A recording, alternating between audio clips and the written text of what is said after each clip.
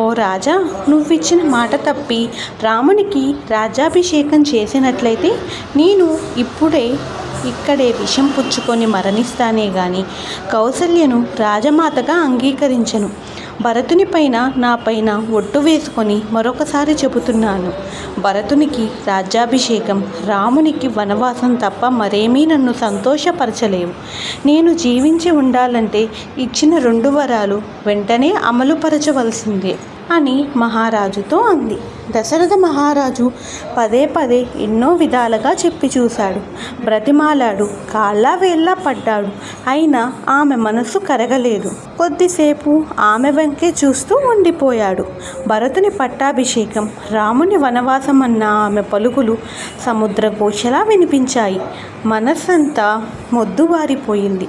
మొదలు నరికిన చెట్టులాగా కూలిపోయాడు.